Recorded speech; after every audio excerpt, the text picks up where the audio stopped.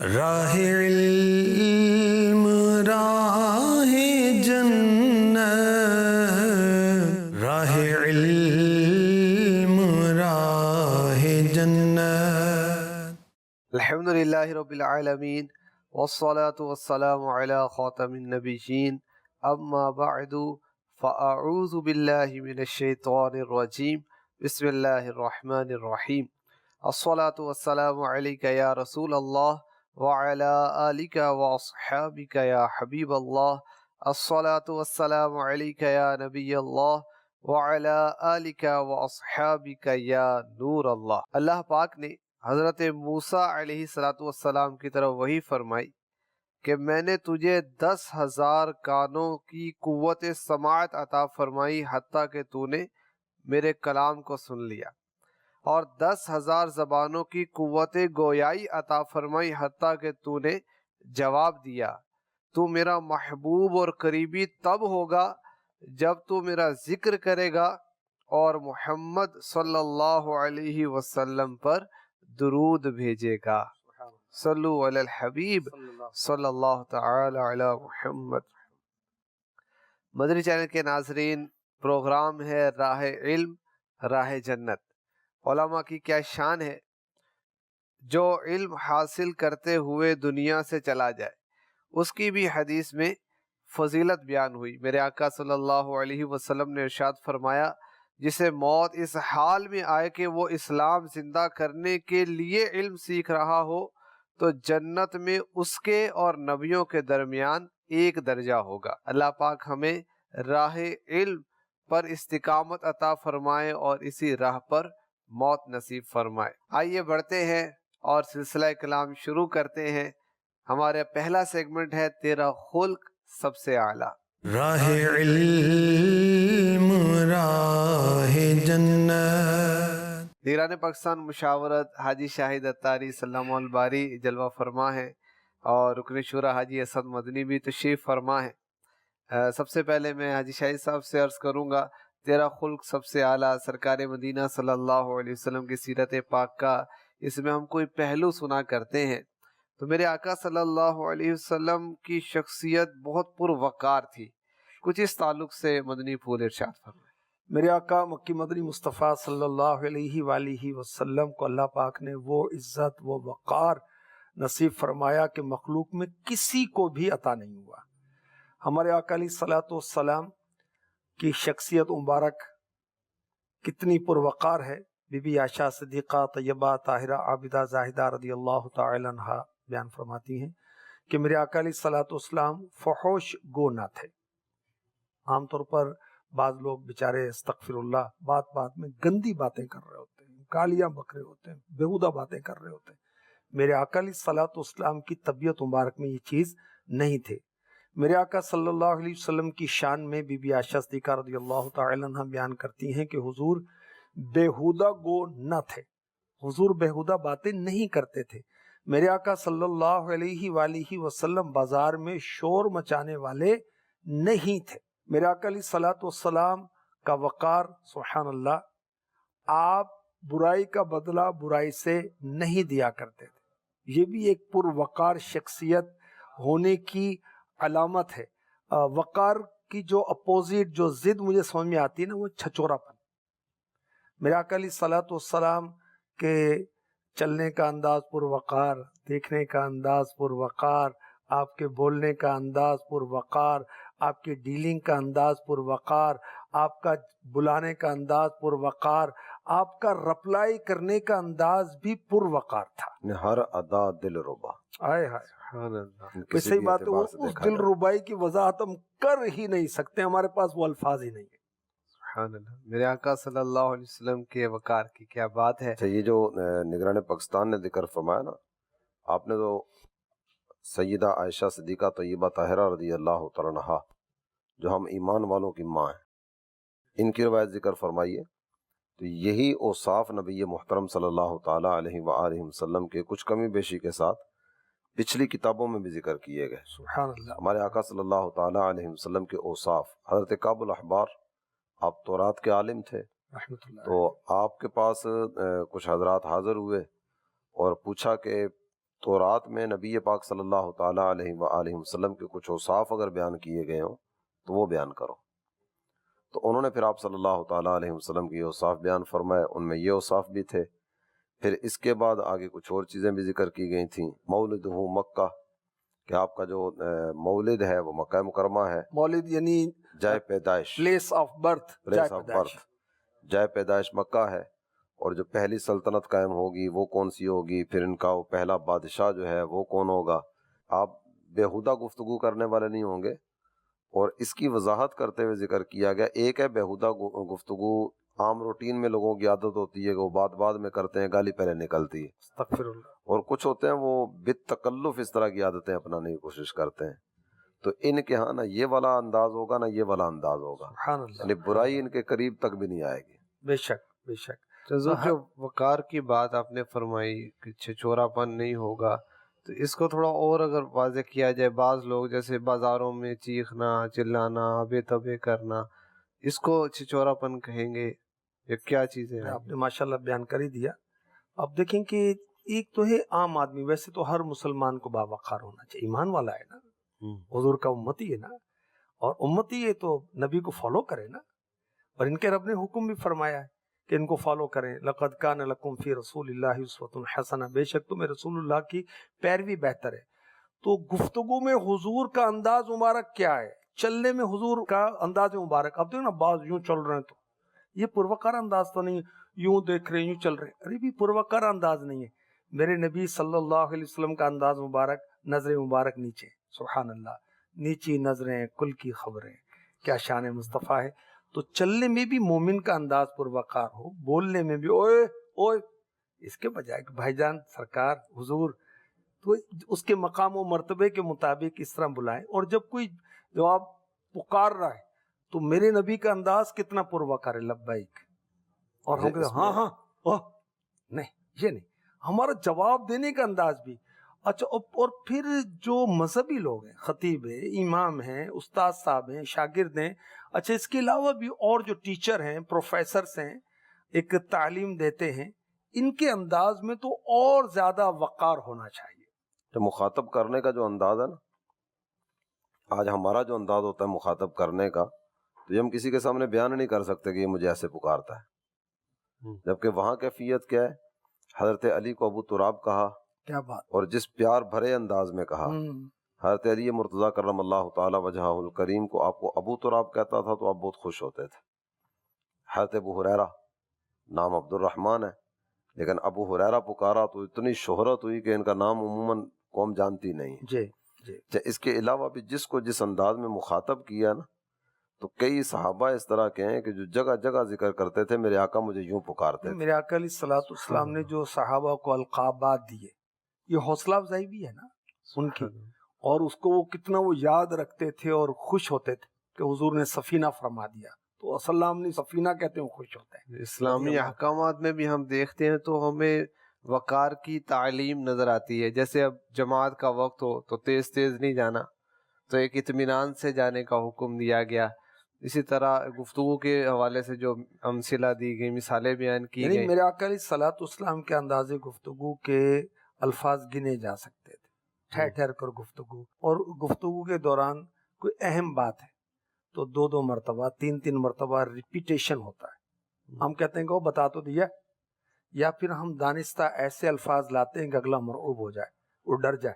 وہ انگلش کے الفاظ، اور کوئی عربی جاننے والے ہیں، کوئی مذہبی شخص ہے تو وہ ذرا عربی عبارتیں بولیں گے، تمہاری کشتے زار میں امسال تکاتر امطار وہ ہوا۔ بیچارہ وہ چٹکلا وہ آپ سنائی دیں بھائی۔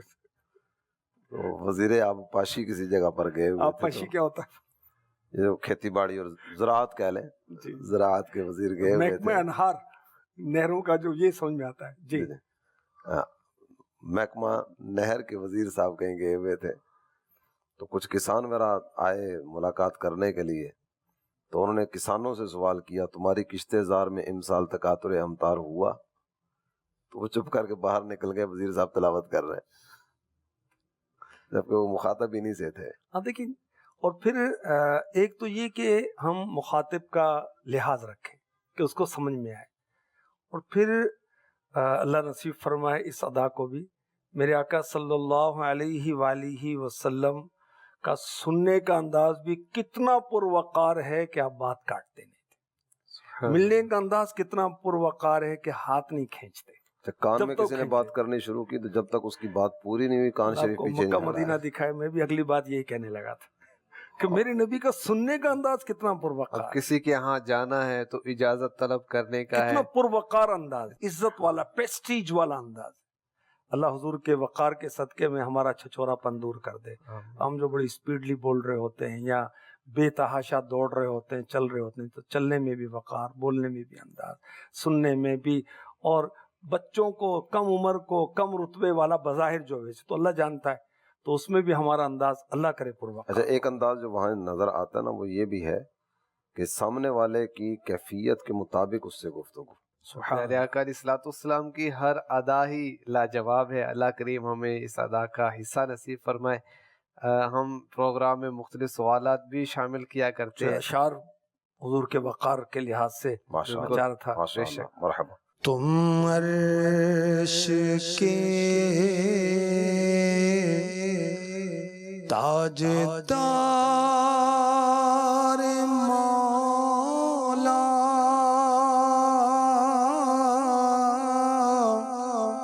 تم عرش کے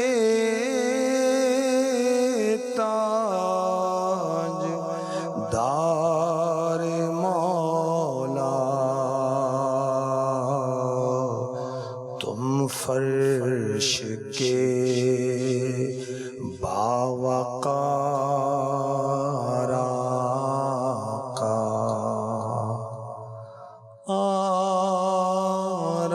آرام سے سوئیں ہم کمینے، آرام سے سوئیں ہم کمینے،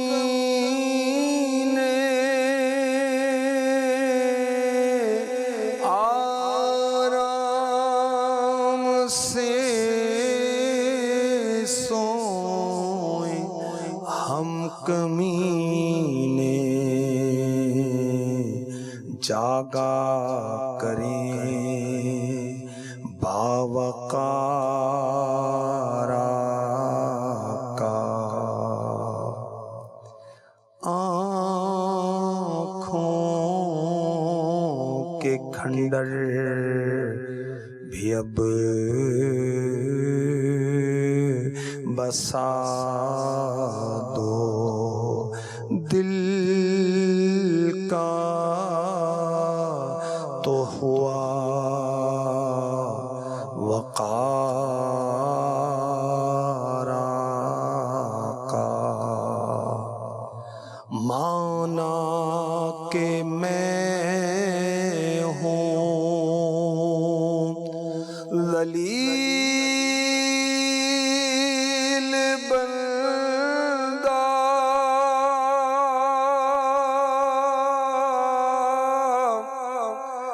مانا کہ میں ہوں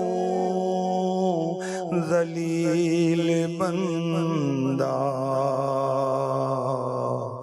آقا تو ہے باوقار آقا، تیری عظمت وہ ہے کہ تیرا اللہ کرے وقار آقا. کیا بات تمہارے نقش پا کی، کیا بات تمہارے نقش پاکی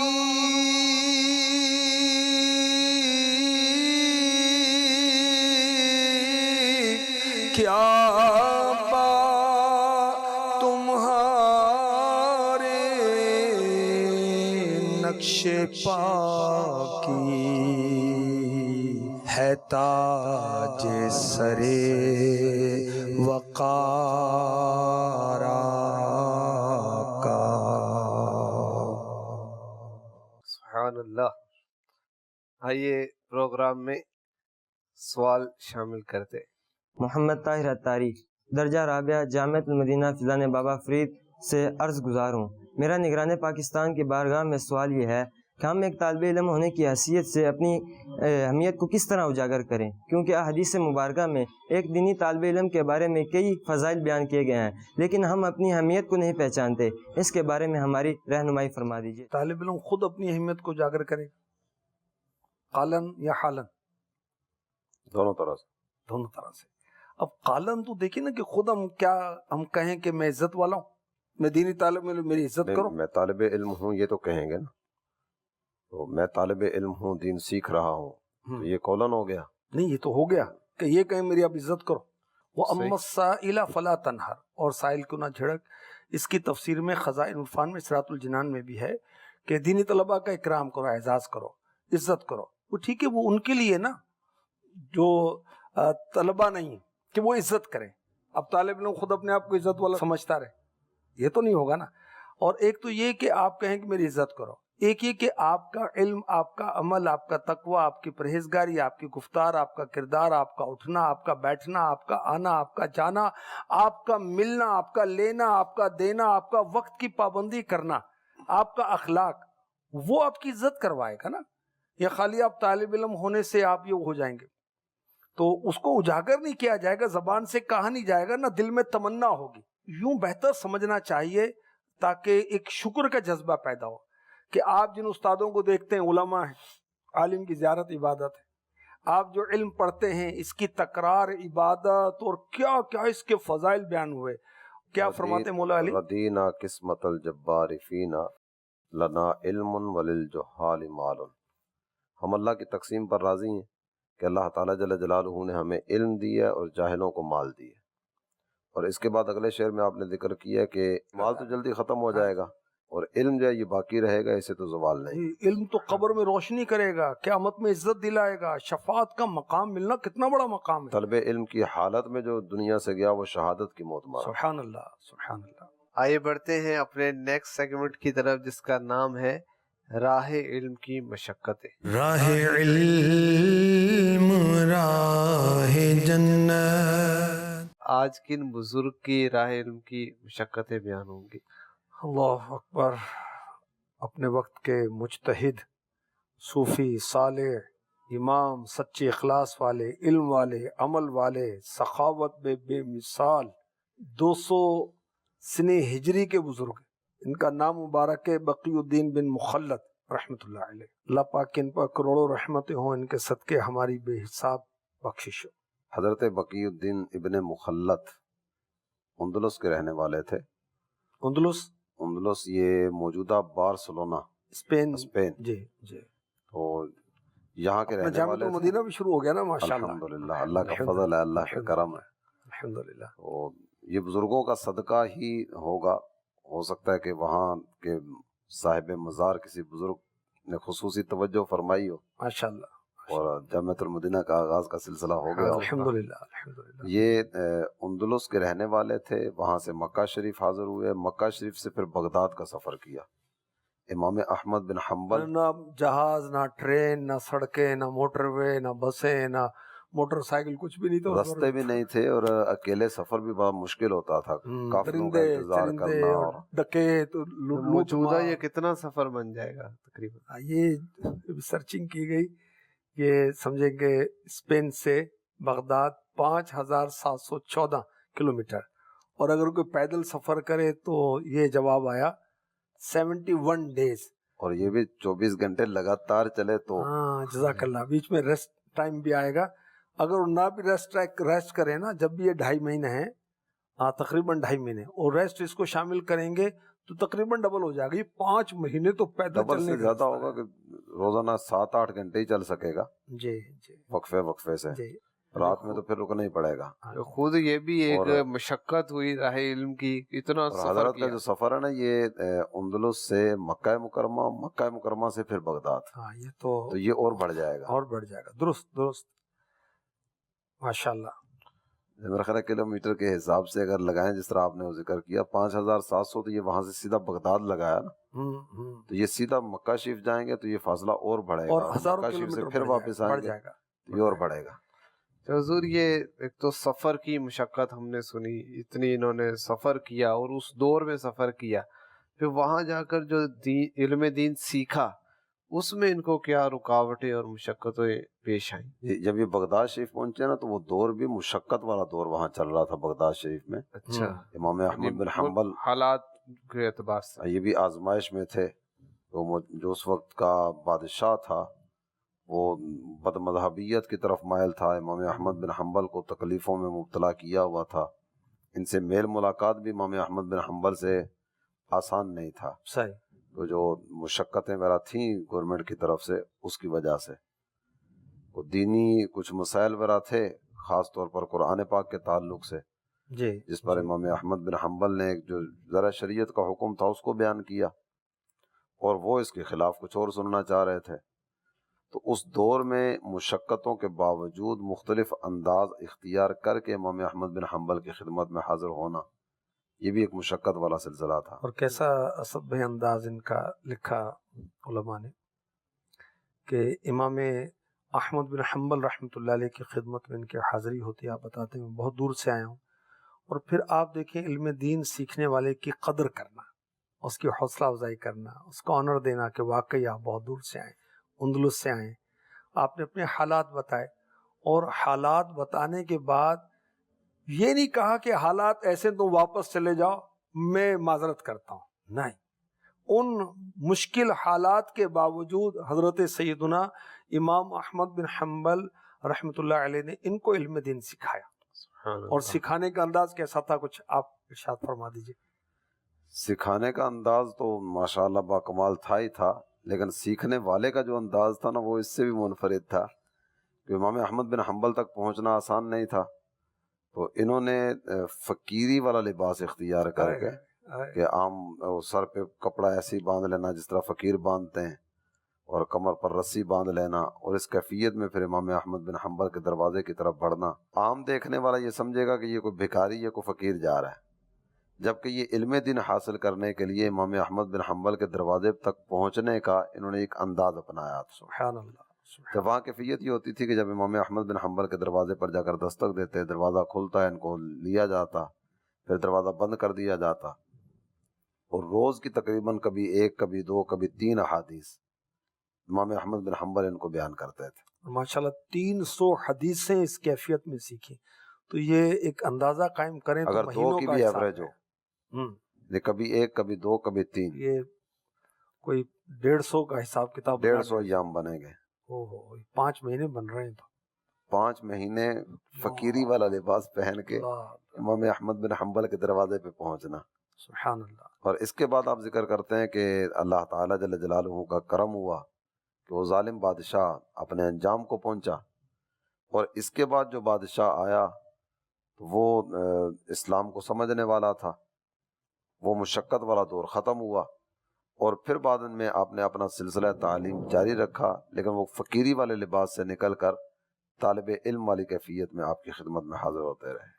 یہ طلباء کو مشقت سے گھبرانا نہیں چاہیے، اس پر استقامت اختیار کرنی چاہیے. اور بات پہلے بھی وہ ذکر ہوئی کہ جہالت پر تو صبر نہیں ہو سکتا.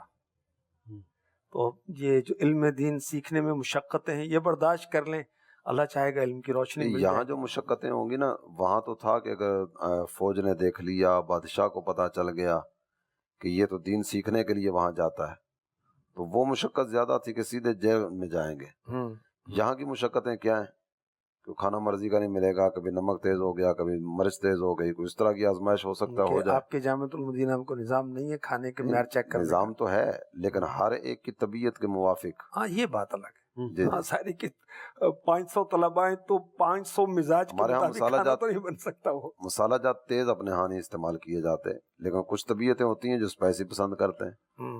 بعض بالکل پھیکا، جیسے عرب کی عادت ہوتی ہے کہ وہ تو بالکل ہی کم نمک استعمال کرتے ہیں. انہوں نے اتنی مشقتیں برداشت کر کے جب یہ علم حاصل کیا تو پھر مجتہد بنے.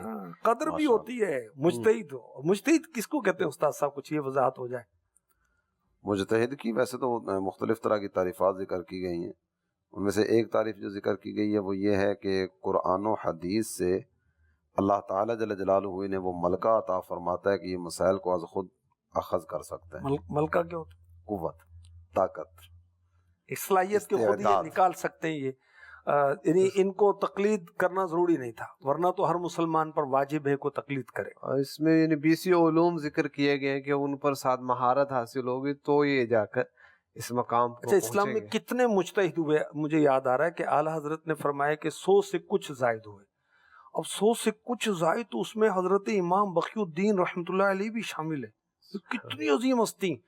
دور رسالت سے اب تک مسلمان شاید اربوں گزرے ہوں گے اور اربوں ہیں، اور ان کے اندر جو 100 سے کچھ زائد ہیں حضرت کی شخصیت بھی شامل ہے. ایک ہے راہ علم کی مشقت جو ہمارے سیگمنٹ کا عنوان ہے. اس تعلق سے تو چند ایک باتیں بیان ہوئی ہیں.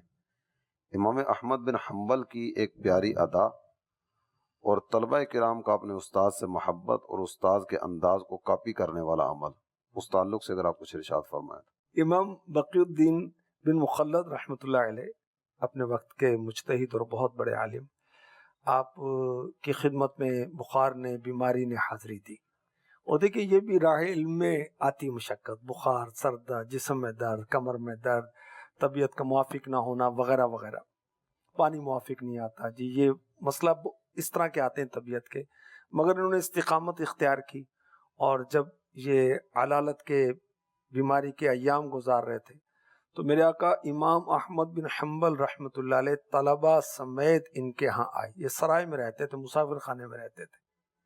تو آ کر استاذ کی اپنے شاگرد پر شفقت، اور کیسی شفقت کہ آ کر بہت اچھے کلمات کے ساتھ ان کی عیادت فرمائی، دعاؤں سے نوازا. اور جو طلبہ ساتھ تھے، کمرہ بھرا ہوا تھا، ان سب کے ہاتھوں میں قلم تھا، اور حضرت امام احمد بن حنبل کے ارشادات کو وہ نوٹ کر رہے تھے کہ استاد صاحب جو ہیں یہ عیادت کرتے ہوئے کن کلمات کو استعمال کر رہے ہیں، کیا باتیں کر رہے ہیں. اور حضرت امام بقی الدین بن مخلد رحمۃ اللہ علیہ، ان کا انداز کیا تھا کہ گدے پہ لیٹے میں اور قریب کتابیں ہیں.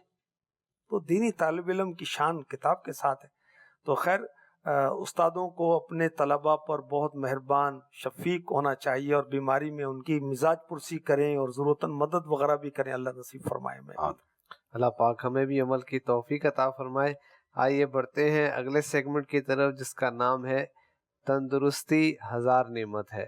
راہ علم راہ جنت. صلو علی الحبیب صلی اللہ تعالیٰ علی محمد صلی اللہ تعالیٰ علیہ وسلم. مدنی چینل کا بہت ہی زبردست پروگرام راہ علم راہ جنت کا بہت ہی خوبصورت سیگمنٹ تندرستی ہزار نعمت ہے لے کر ایک بار پھر ہم حاضر ہیں. اور آج ہم نے ڈاکٹر واصف کے پاس جانا ہے اور وہاں سے ہم نے بہت زبردست صحت کے بارے میں ٹپس لینے ہیں، تو ہمارے ساتھ رہیے گا. بسم اللہ الرحمن الرحیم. میرا نام ڈاکٹر محمد واصف ہے اور میں ماہر امراض گردہ یعنی نیفرالوجسٹ ہوں، اور فیصل آباد کے ایک پرائیویٹ ہسپتال میں ماہر امراض گردہ کے طور پہ کام کر رہا ہوں. آج ہم ایک بہت اہم موضوع کے بارے میں بات کریں گے جس کا تعلق ہمارے گردوں کی صحت کے ساتھ ہے، اور یہ وہ اہم موضوع ہے جس کے بارے میں عام طور پہ ہماری توجہ نہیں ہوتی اور ہم اس سے غفلت کا شکار ہو جاتے ہیں، حالانکہ یہ ہمارے روزمرہ کے معمولات میں شامل ہے. جی، میری مراد پانی کے استعمال کے ساتھ ہے. پانی کا استعمال ہمارے گردوں کی صحت کے لیے اور ہمیں گردوں کے امراض سے بچانے کے لیے بہت زیادہ اہم کردار ادا کرتا ہے.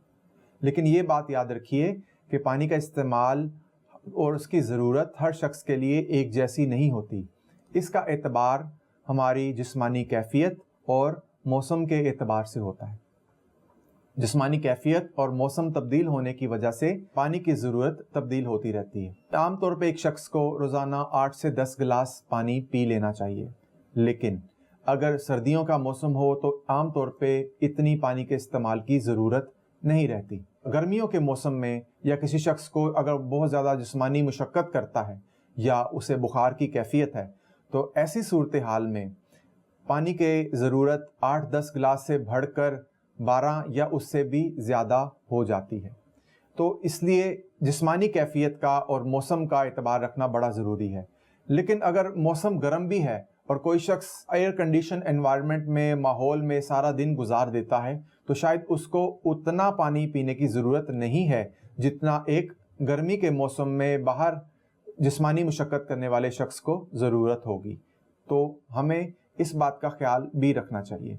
گرمی کے موسم میں یا مشقت کے اندر پانی کے ساتھ ساتھ جسم کے بہت اہم نمکیات بھی ضائع ہوتے ہیں، تو ان پانی کی کمی پوری کرنے کے ساتھ ساتھ ان نمکیات کا پورا کرنا بھی بہت فائدہ مند ہوتا ہے، اور اس کے لیے ہمیں سادہ مشروبات جیسے سکنجبین یا نمکین لسی استعمال کرنے چاہیے۔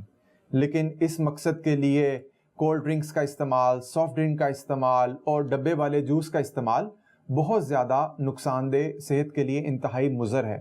تو جب بھی آپ سے یہ بات کی جائے کہ پانی اور مشروبات کا استعمال کریں تو اس سے ڈاکٹرز کی مراد صحت مند مشروبات ہوتے ہیں، صحت کو نقصان پہنچانے والے مشروبات نہیں ہوتے۔ اب گردوں کی صحت کے بارے میں جب پانی کا استعمال زیادہ کرنا چاہیے، جب بھی ہم اس بات پہ غور کرتے ہیں تو ایک بہت اہم پہلو کی طرف ہمیں بھی بات کرنی چاہیے۔ وہ یہ ہے کہ جب کسی کے گردے کی بیماری بڑھ جاتی ہے تو اس کو پیشاب کم آنے لگتا ہے، جس کی وجہ سے جسم میں پانی اکٹھا ہونے لگتا ہے اور جسم میں سوجیں پڑ جاتی ہیں، سانس خراب ہونے لگتا ہے اور بلڈ پریشر بڑھ جاتا ہے۔ ایسی صورتحال میں عمومی ہدایات کے مطابق گردوں کے لیے زیادہ پانی استعمال کرنے پہ عمل نہیں کیا جائے گا، بلکہ اپنے معالج سے مشورہ کیا جائے گا کہ مجھے روزانہ پانی اور مشروبات کی کتنی مقدار استعمال کرنے کی ضرورت ہے۔ اسی طرح عام طور پہ گردے کی پتھری کو بننے سے روکنے میں زیادہ پانی کا استعمال، جس سے پیشاب کی مقدار زیادہ آئے اور پیشاب گاڑھا نہ ہو، بہت ضروری ہے۔ لیکن اگر کسی پتھری کے مریض کو اس کی پتھری پیشاب کے راستے میں رکاوٹ کر رہی ہو تو ایسے خاص مریض کو پانی کے زیادہ استعمال کے بجائے اپنے گردوں کے معالج سے مشورہ کرنا چاہیے کہ اسے پانی کا کتنا استعمال کرنا چاہیے۔ آخر میں یہ میسج دینا میں چاہوں گا کہ پانی زندگی ہے اور اس کا استعمال مناسب انداز میں کرنا بہت ضروری ہے۔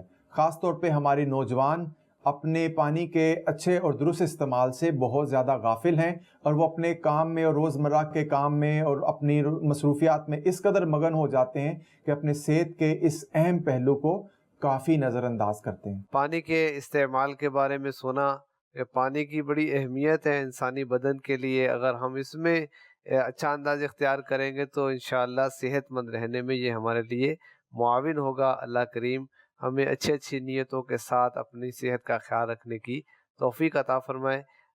پروگرام میں ایک سوال شامل کرتے ہیں۔ میرا نام محمد عبداللہ تاری ہے، میں مرکزی جامعۃ المدینہ تلگنگ میں درجہ رابع کا طالب علم ہوں۔ میرا نگران پاکستان مشاورت کی بارگاہ میں سوال عرض ہے کہ طالب علم ہونے کے ساتھ ساتھ باادب ہونا بھی ضروری ہے۔ براہ کرم ہمیں ایسے مدنی پھول ارشاد فرمائیں جن پر عمل کرنے سے ہم باادب بن سکیں۔ ادب کے تعلق سے جو اسلاف کے واقعات ہیں، جیسے حضرت موسیٰ علیہ السلام کے مقابل جو جادوگر آئے، قرآن پاک کا واقعہ ہے، ان جادوگروں نے عرض کی حضور پہلے آپ نے کرنا ہے کریں، اس کے بعد ہم کچھ کرتے ہیں۔ تو ان کے یہ ادب کی بنا پر اللہ پاک نے ان کو ایمان عطا فرما دیا۔ اس طرح اور ادب کے واقعات حضرت بابا فرید الدین گنج شکر رحمۃ اللہ علیہ فرماتے ہیں کہ مسلمانوں کی بہت بڑی تعداد بزرگوں کی دست بوسی کی برکت سے بخشی جائے گی۔ دیکھیں یہ باتیں جو نا پھر ابھارتی ہیں ادب کی طرف، کتاب کا ادب، استاد کا ادب، جامعہ کا ادب، درجے کا ادب، ہر مسلمان کا ادب، ماں باپ کا تو بہت ادب ہے، پھر اللہ مکہ مدینہ دکھائے اس کا بھی ادب ہے، قرآن کا بہت ادب کریں، کتابوں کا بہت ادب کرنا چاہیے، بڑی عمر والوں کا ادب، ہاں بلا شبہ بھی چھوٹوں والوں کا بھی ادب کریں بھائی، اور بزرگوں کی سیرت میں یہ بھی ملتا ہے۔ بزرگوں نے لکھا کہ جس نے جو پایا ادب سے ہی پایا ہے۔ سبحان اللہ۔ اب یہ ذہن علم سے بنے گا اور ادب والوں کی صحبت بنیں گے تو آ جائے گا ادب بھائی انشاءاللہ۔ اللہ پاک ہمیں با ادب بنائے اور با ادب ہونے کی برکت سے با نصیب بنائے۔ آئیے بڑھتے ہیں آخری سیگمنٹ کی طرف جس کا نام ہے نمایاں کارکردگی۔ راہ علم راہ जन्नत। جی استاد محترم، آج کن کی کارکردگی بیان ہوگی؟ طلبہ کرام ہی کی ہوگی انشاءاللہ۔ ہمارے ہاں طلبہ کرام کو ذہن دیا جاتا ہے کہ خاص طور پر وہ کتابیں کہ جن کا تعلق گرامر وغیرہ سے ہے، یا وہ کتابیں کہ جن کا یاد کرنا آپ کو کئی ایک مواقع پر فائدہ دیتا ہے، تو ان کو یاد کرنے کی کوشش کی جائے، ان کے اصول ازبر کیے جائیں۔ تو کئی ایک طلبہ کرام نے بالخصوص خلاصۃ النحو، یہ عربی گرامر کی کتاب ہے نحو کے عنوان پر، اس کو زبانی یاد کرنے کی سعادت حاصل کی۔ بعضوں نے صرف کی کتاب کو زبانی یاد کرنے کی کوشش کی۔ ماشاءاللہ۔ سب سے پہلے میں بیان کروں گا جامعۃ المدینہ ساہیوال، یہاں کے ہمارے طالب علم ہیں محمد سمیر۔ انہوں نے خلاصۃ النحو اور نصاب الصرف، ان کے 30 اسباق ایک ہی نشست میں سنانے کی سعادت حاصل کی۔ اسی طرح جامعۃ المدینہ خانقاہ شریف، یہ بہاولپور کے قریب کا جامعۃ المدینہ ہے، 2 طلبہ کرام نے خلاصۃ النحو کا پہلا حصہ مکمل زبانی یاد کرنے کی سعادت حاصل کی۔ واہ، ماشاءاللہ ماشاءاللہ۔ خلاصۃ النحو ہی کے تعلق سے جامعۃ المدینہ انوار رضا راول پنڈی کے طالب علم ہیں۔ انہوں نے خلاصۃ النحو کے 37 اسباق بغیر کسی غلطی کے سنانے کی سعادت حاصل کی۔ واہ، ماشاءاللہ۔ جامعۃ المدینہ فیضان عطار بنگا حیات کے طالب علم محمد سلمان عطاری نے خلاصۃ النحو کے 30 اسباق ایک ہی نشست میں سنانے کی سعادت حاصل کی ہے۔ یہ چند ایک طلبہ کرام تھے جن کا کچھ بیان کرنے کی سعادت حاصل کی ہے۔ مرحبا۔ اور صرف یہ نہیں ہے، ان کے علاوہ بھی کئی طلبہ کرام ہیں جنہوں نے کئی کتابیں یاد کرنے کی سعادت حاصل کی ہے۔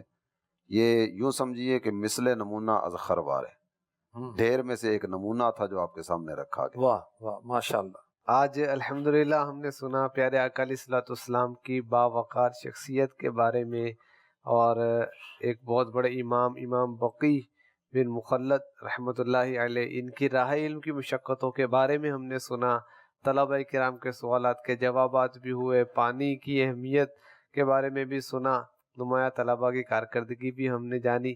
اللہ پاک ہمیں بھی اچھی اچھی نیتوں کے ساتھ راہ علم کا مسافر بنائے، اس پر استقامت عطا فرمائے، اس کی برکات نصیب فرمائے، آمین بجاہ خاتم النبیین صلی اللہ تعالی علیہ وسلم۔ راہ علم